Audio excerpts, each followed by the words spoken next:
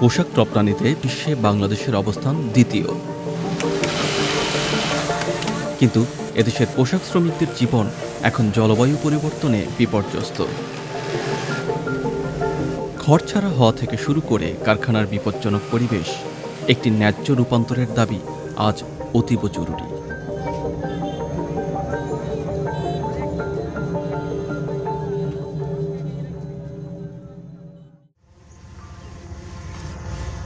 জলবায়ু পরিবর্তন কৃষিক্ষেত্রে ফেলেছে বিরূপ প্রভাব।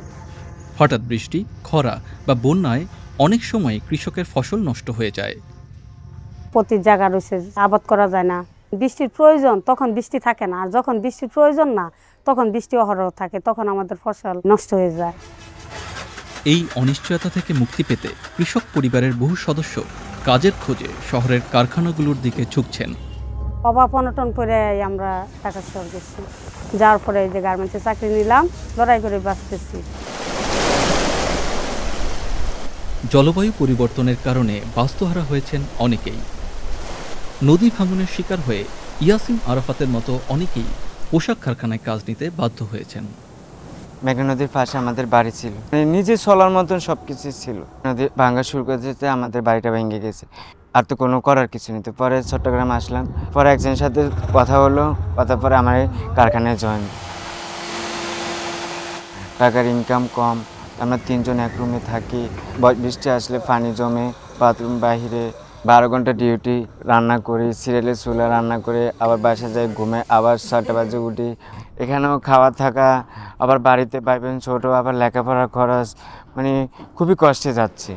Bangladesh centre for worker solidarity BCWS 2000 সাল থেকে শ্রমিকের অধিকার ও কাজের পরিবেশ উন্নয়নে সক্রিয়ভাবে কাজ করে আসছে। সম্প্রতি তারা বাংলাদেশের পোশাক শিল্পে জলবায়ু পরিবর্তনের প্রভাব নিয়ে একটি গবেষণা পরিচালনা করেছে।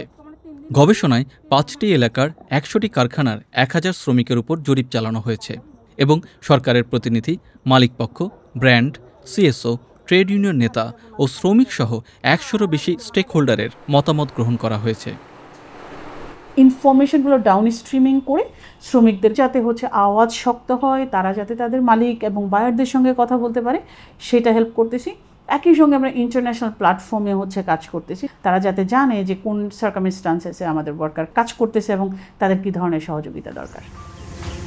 BCWS-এর গবেষণায় দেখা গেছে 75% শ্রমিক জলবায়ু পরিবর্তনে পরোক্ষভাবে ক্ষতিগ্রস্ত হয়ে পোশাক কারখানায় চাকরি নিতে প্রভাবিত হয়েছেন। টাকা সদাইতে করছি, বাড়িতে কাজ কাম কম, আর কি চলাফেরা কষ্ট হয়ে যায়, বাপ মারে চালান যায় না। তাদের অনেকে হয়তো দেখা যাবে যে গার্মেন্ট সেক্টরে কাজ করতেই আসছে because they have been impacted by climate change in one way or another.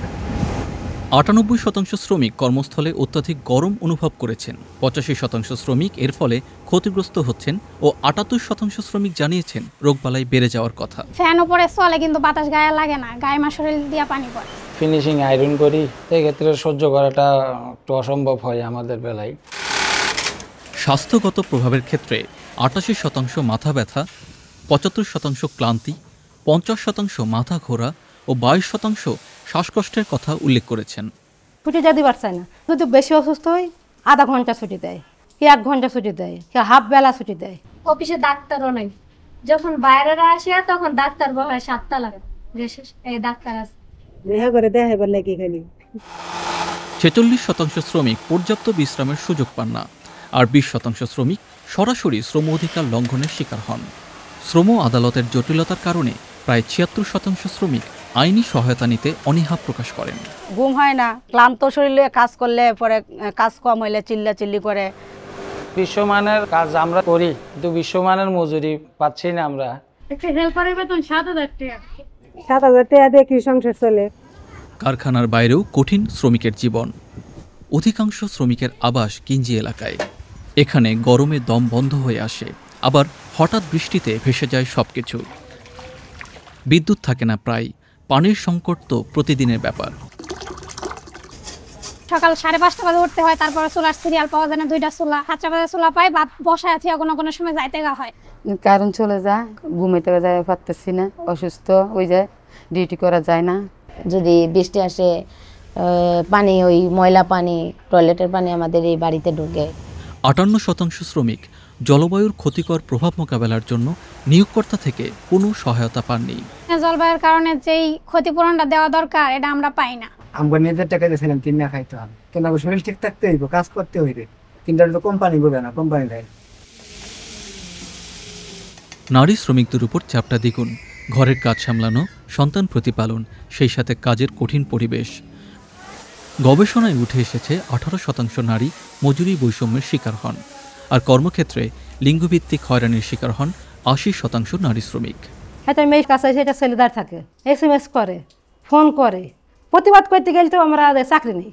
যে নারী শ্রমিকরা ফ্যাক্টরি থেকে চলে যাচ্ছে বা কমে যাচ্ছে, ক্লাইমেট চেঞ্জ একটা বড় কারণ। আপনি বৃষ্টি হলো রাস্তার মধ্যে, গরম পড়লো, এইগুলো সেটা কিন্তু চেঞ্জ করার ব্যবস্থাও কিন্তু নাই। গবেষণায় দেখা গেছে 42% শ্রমিক পরিবেশগত চ্যালেঞ্জ মোকাবেলায় ট্রেড ইউনিয়নের ভূমিকা সম্পর্কে একেবারেই অবগত নন। যেহেতু সে এটা কি ব্যাপারে কোনো কিছু জানে না, যার কারণে দাবিটাও শ্রমিকদের কাছ থেকে খুব বেশিভাবে আসতেছে না। ট্রেড ইউনিয়ন যে ফ্যাক্টরিতে নাই, ওরা তো ম্যানেজমেন্টের সাথে কথাই বলতে পারে না। ম্যাক্সিমাম ফ্যাক্টরিতে ট্রেড ইউনিয়ন থাকতো, তাহলে ইউনিয়নের মাধ্যমে শ্রমিকদেরকে এক ধরনের একটা মেসেজ দেওয়া যেত। অপরদিকে কারখানাগুলোতে ক্রমবর্ধমান অটোমেশনের কারণেও শ্রমিকদের মাঝে বাড়ছে উদ্বেগ, অনিশ্চয়তা।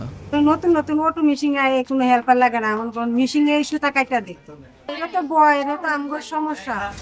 এসব সংকট মোকাবেলায় ন্যায্য রূপান্তরের বিকল্প নেই, আর এর বাস্তবায়নে এই ধরনের গবেষণা নীতি নির্ধারক সহ সংশ্লিষ্ট সকলকে নতুন ভাবনার খোরাক যোগাবে।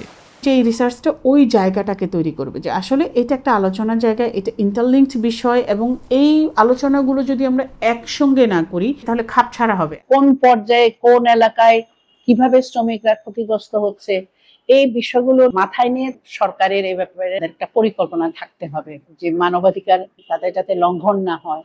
যদিও নাম প্রকাশে অনিচ্ছুক একজন সরকারি কর্মকর্তার মতে, শ্রমিকদের জলবায়ু সংক্রান্ত ক্ষতিপূরণ পাবার ব্যবস্থা বাংলাদেশের আইনে আন্তর্জাতিক নীতিমালা অনুযায়ী আছে।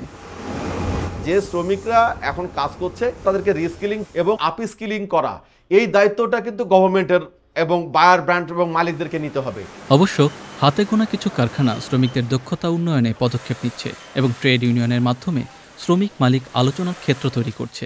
নতুন নতুন যে আপডেট ভার্সনগুলো আসছে সেগুলো আমরা শিখিয়ে নিচ্ছি। এই ধরনের চ্যালেঞ্জ যখন আসবে, যাতে তাকে আমরা কোনো ছাঁটাই বা ওই ধরনের সিদ্ধান্ত নিতে না হয়। আমার অর্ডারটার জন্য বায়ারের কারণেও আমরা অনেক কিছু ডেভেলপ করতে বাধ্য হচ্ছি। এটা যদি মালিকেরা, প্রত্যেকটা মালিক এটা চিন্তাটা করে, তাহলে তো ভাই সুন্দর পরিবেশ সব জায়গায় হবে। সময় নেই অপেক্ষার।